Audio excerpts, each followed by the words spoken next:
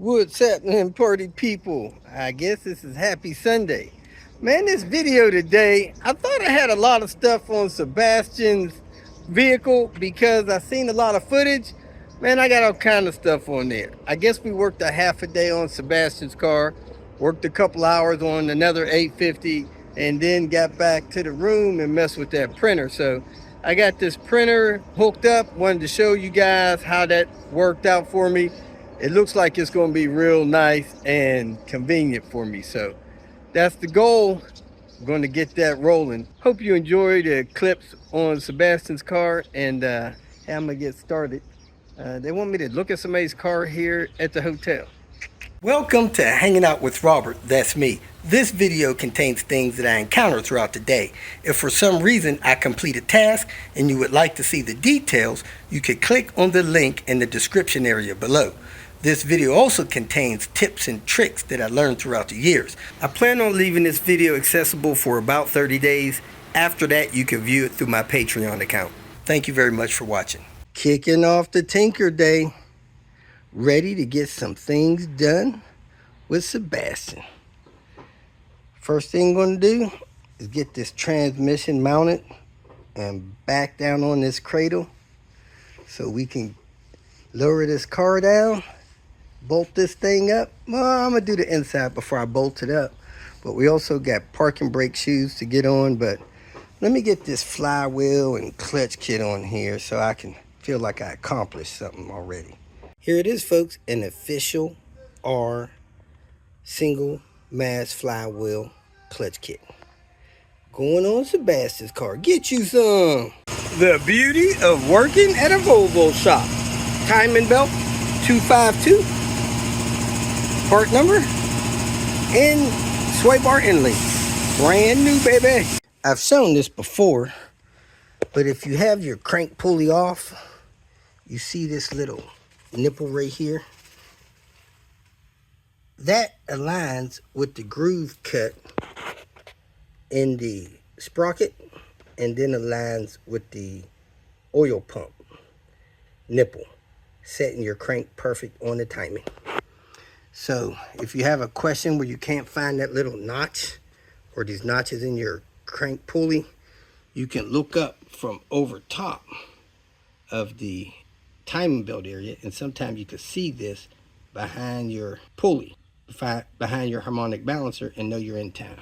I want to encourage you guys to get a torque wrench, either your tension torque wrench. Those things are like $15. This one I kind of like. It goes from 10 foot-pounds all the way up to 150 foot-pounds. I got it from Amazon, and that thing I think only cost me like $45. It's a 1/2-inch swing on there, so if you do the low stuff, you'll need an adapter. Now, if you buy a cheap torque wrench, I say something under $75, you want to hit a couple of bolts to kind of test it to make sure it's possibly calibrated right. You just don't want to jump in there and start torquing stuff down. There are two torque nightmares that I have. Some guy bought a inexpensive torque wrench several years ago, I'd say probably 10 years ago, from one of your popular tool distributors, and he said it correctly, like 18 to 22 foot-pounds to torque in the spark plugs, and he pulled out two of his spark plug sockets out of his XC90 before he realized he was over torquing them. And I mean, the spark plug came out with the threaded portion of that head. So in my opinion, he needed to replace the head. I don't know how you can reset those in the head. I didn't even know they could come out, but he didn't understand either how to use the torque gauge, didn't realize he was over torquing them, the torque wrench wasn't working, something, and he pulled the spark plugs and the socket out of the head. Another one, I had a guy pay me to go from Albuquerque all the way up to the Gary, Indiana area because he was putting in his water pump, and these bolts that you put in the water pump, the new ones, they have thread sealer on them, and he was tightening them down. They got what he thought was tight, but they kept turning, so he assumed and thought that he stripped out the threaded area inside the block of the engine, putting his water pump on. Wasn't using the torque wrench. Paid me to go from Albuquerque up to the Gary, Indiana area. I grabbed my torque wrench, started torquing these screws on, and in just about a turn and a half, 2 turns on every screw, they all torqued down and sealed that water pump up. So it's a good idea to get you a good to decent torque wrench and use it when you're tightening stuff down so that you don't have those extremes of errors. Now, he could have easily had that car towed into some shop and they would have probably charged him for putting in helicoils or something on that engine when there was really nothing wrong with it. He just needed to break out a torque wrench and go that route. So there you have it. Get yourself a torque wrench. Get you some. Get you some. Timing is on the marks.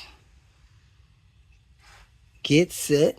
We're going to put the crank pulley on and roll this engine over a couple times and then torque the clutch plate on. I already torqued the flywheel on. Last night I remembered that Sebastian had another turbo exhaust flange, so we are going with that one. And this one has that broken stud.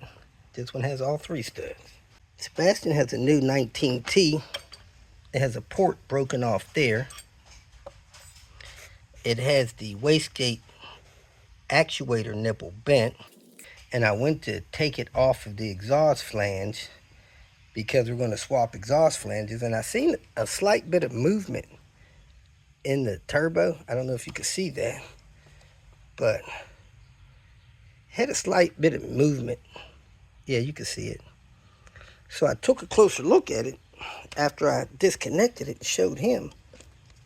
This turbo has a crack in it the whole way around it.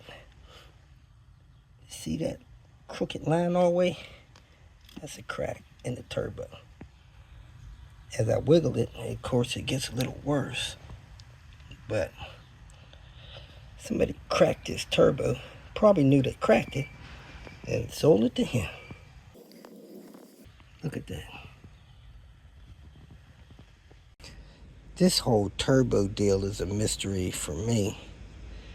Again, the wastegate actuator bent, the turbo boost pressure nipple broke off. There's some kind of substance, like silicone substance, on the compressor wheel that you could kind of scrape off with your fingernail. It's now binding in the inlet housing because I've wiggled the back of it a few times, checking out this crack that goes the whole way around here. Also, if you have a Volvo 850, this turbo mounts like this, and that nut right there is in the way of where you want to mount your coolant line. You want to mount your coolant line up here, and this nut has to be flush. So your line mounts up here. It can't be a bolt head in the way like that. Man, this is the nice thing about working at Alex's shop. Alex showed Sebastian how to bead blast parts and then add a rust proofing to them. So this is the new, cleaned up, and improved harmonic balancer. Get you some. We're going to go ahead and mount this and close this side of the engine up. Well, I mean, mount this anyway and move on to another task. We're ordering the turbo so that we can replace that busted one that he was sold. So when you order parts and you get them in, take a close look at them so that you can get a warranty claim on them if necessary, because man, you know, we sit on this stuff sometimes 2-3 years before we get this stuff installed, and then it's busted and there's no recourse for it. So when you get your parts, check it out real close. If you got any questions, just send it back and get that stuff taken care of. Protect your investment. We are trucking along. We got the transmission mounted, and mounting the transmission, we found the guide pin hold on the transmissions broke off. It's been broke off some time. That thing is almost as dirty as the rest of the transmission. Anyway, we got this rear mount on and in place. We're putting on some new coolant. We got the anti-sway bar locked down. Now, some people have that performance bar. Now, you have some slack in this bracket here. Just loosen these bolts, slide the bracket all the way toward the back of the car, retighten those bolts. That should make sure you clear your control arm. It's the best you can do on that. But you do want to lubricate these bushings inside and out so that they don't wear out quick and make noise. So we're moving right along. Still trying to solve our turbo issue. Next up, parking brakes. Took the tires off. We're going to try to get these parking brakes working. Got the rotor off and the pad material fell right off inside the rotor. This is what happens to these things when they get 30 years old. So it's good to just replace the shoes every once in a while. So we're going to replace these shoes and see if the system works. We are wrapping it up. Did a lot of chasing our tail today and cleaning, anodizing, and getting stuff looking good, like that pipe right there. Well, we got the anti-sway bar on, torqued down. We got the transmission mounted, the rear engine mount mounted. That stuff torqued down. We have the timing belt stuff done. We have the parking brake stuff apart, getting ready to go back together. It's being anodized. And unfortunately, that's all I could think of that actually got accomplished here. It's 1:30. We're going to knock off here for today. We're still chasing our tail on that turbo that is busted, and trying to find somebody that can get us a turbo in the next day or two so we can get this car off of this rack. Not good to be sitting on somebody's rack being held hostage for parts. So we're going to do everything we can to get this thing down within the next day or two. We'll pick up here tomorrow. I got to go deliver a part and fix a power steering pump on an 850. And this is where the rust proofing magic happens. Yes, sir. We are rust proofing the parts we bead blast. Look at that bracket from behind the right hand side CV axle, courier bearing bracket. That's what it looks like when it's been bead blasted all the rust off of it and rust proof. Yes, sir. We are making a show car here, folks. And that's the rest of that bracket. Back with this 850 with this strange engine noise. So we're going to see if replacing the power steering pump fixes it. I brought the one from that red car, and we're going to put it on here and hope it works. Tried to listen to it with the fake stethoscope, and it sounds more like the power steering pump than anything else. Now for the moment of truth. We're going to fire it up, be noisy for a few seconds, and it should clear up.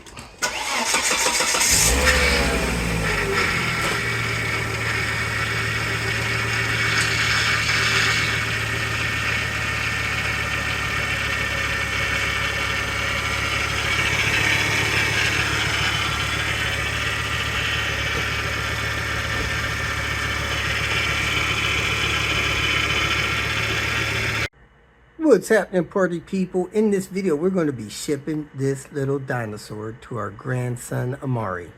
And we are going to be using our new printer that we got from Amazon. It's supposed to be a Bluetooth printer specially designed to print shipping labels. We're going to do it from my laptop, and it came in this box. This is the model number, and here is the printer. Mita's favorite color, pinky. It has some other stuff in this box. This box is kind of heavy, so I'm assuming power cord, data cord, another power cord to the power cord, a data cord if you want to hook it up directly to the computer, and we have 10 labels to kick it off with. This is a thermal printer, so it doesn't require ink. It does require special label papers, and we're going to set it up, give it a shot, and see it work. Let's get cracking. This is a Mac adapter. We won't be needing that anytime soon. Back in the box. I am anti-protective coating guy, so off with that. They say they have live technical support and stuff like that if you need it there. Has a safety guide, probably for people in California. Don't eat the paper after you print the label. Well, I just decided to read this because it said live tech support, and they say they have a YouTube tutorial. So I'm gonna watch one or two of those real quick and go from there. Printer. Watching the tutorial video, it looks very easy to install and use. From the look of a couple tutorials, this thing is as easy to use as installing any printer. Putting the labels in the back, making it find the size of the label by holding that button down, and just selecting that printer whenever you want to print a label. A good thing is it doesn't only print shipping labels, it prints stickers and stuff. So you could use sticker paper, label paper like this, and print pictures, stick them on your boxes, send them to your grandkids or whatever you want to do. It is monochrome, so it's black and white, very fast printer. I will link a couple of the tutorials in the description area so you can see what they did. Seems like it's going to be a lot of fun. I'm going to go ahead and plug the printer in, plug it into my computer, let my computer download the software, and open up my app to make a label to send off the dinosaur to my grandson Amari. Powered on, kicked out the rest of this label. Now I can take my sample labels, feed them through the back. When it sticks out, you hold down the button for a few seconds till your blue light blink twice. That will let it synchronize to the size paper that you're loading. Let me go ahead and do that. Then I'll install it on my computer. I have the paper, I'm trying to feed it blindly. Make sure you get the label side up. The machine is off, so let me flip the power switch on. Well, I thought it was off. Oh, I accidentally unplugged it. Let me plug it back in. Hey, got a helper. It's plugged back in. Make sure you're feeding the paper, label side up. I'm gonna try to feed it blindly. Printer must be off. There it is, it's on now.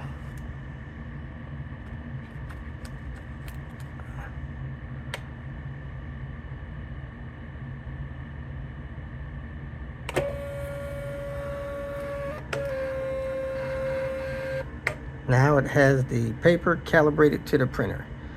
Let me plug in this cord to the USB. They recommend that you use the same USB each time to stop the printer from downloading the software multiple times. I suspect that's what happens on older computers. Shouldn't happen on a new computer, but I'm gonna plug it into the same port anyway. Cord is plugged in the printer. I'm gonna go ahead and plug it into my computer and see what happens. Should get a notification of a printer trying to install. Did not get that, so let me go to my settings. Tell it to install printer.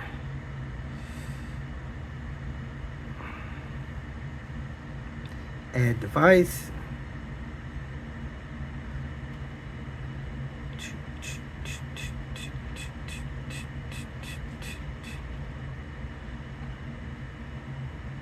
I don't think it installed the printer already.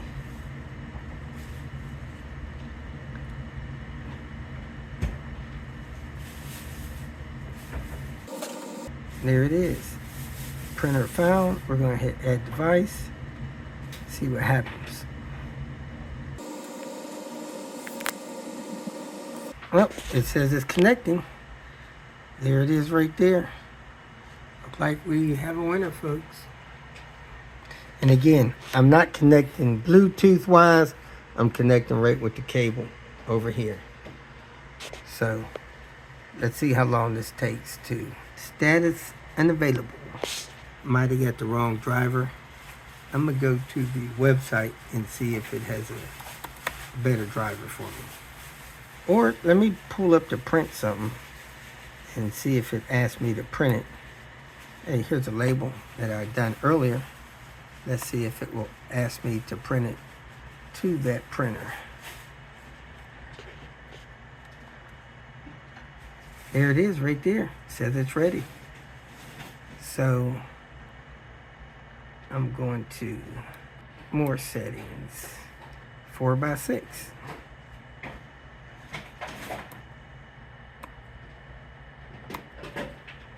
Not sure if it'll print this or not. It looks like it will not.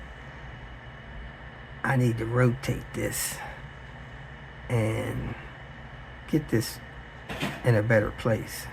Oh, it's still doing some kind of installing thing over here. I just seen something else install. It might have done a better job installing this printer now. So let's pull up a label that I have on my computer and see what happens. I've printed most of my labels to PDF. I'm gonna go into my software and try to print that way. Let me go ahead and prepare my grandson's package and see what I can get done. It doesn't want to print my label directly out of my ship station. It keeps downloading it to a PDF, and when I try to print it out of the PDF, it looks jacked up. So I went to the omizz.com website. I'm downloading the Windows software, and I'm going to open up that software and use it to print my labels. I downloaded and installed Label Life software. It says it's connected. Looks like I have a startup icon on my bar there. I'm going to open an existing file. I'm going to open up the label I just saved from Ship Station.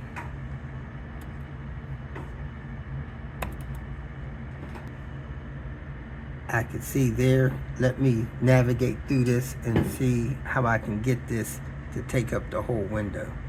Oh, that was kind of confusing. I'm gonna close this software and show you guys how to print your PDF labels, because that's what I'm doing, and it was a little complicated. I'm gonna not save that.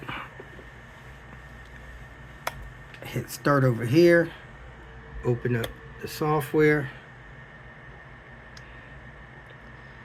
I'm gonna do PDF printing here. I'm gonna do a crop PDF. Hit OK. I'm gonna select my file. There's my file. I'm going to drag the corners to crop this where I need to crop it on both corners.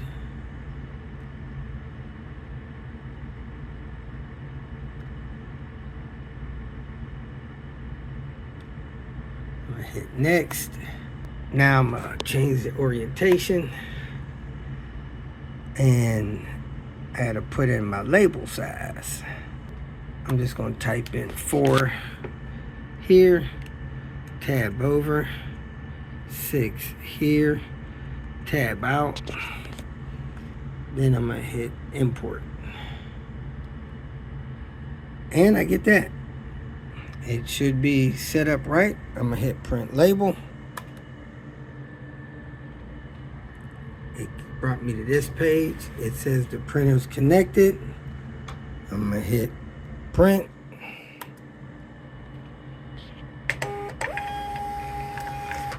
There it is. it's printed. I can stick it on a box and be done with it. I do notice that it cut off that bottom line there, which is not a problem, but make sure you don't crop that too close to that bottom line there. My opinion of this printer is very good. Very convenient thing to have. Labels load quick, fast. It prints quick and fast. However, you do need to know that you should use a software that's designed for printing these labels, like the one I downloaded from their website. So you just can't print it from any format and have the labels fit properly. Use a software designed to print these type of labels. Open up and crop PDFs and stuff like that, and you'll be fine. Yeah, that's it. Trying to get this turbo worked out. I'm going to get one overnighted here and keep moving. So today's Sunday here, Chicago. Not sure how much I'm gonna get into, but we're gonna try to get Sebastian's car down and test driven today. I appreciate you all watching, and hey, have a safe Sunday.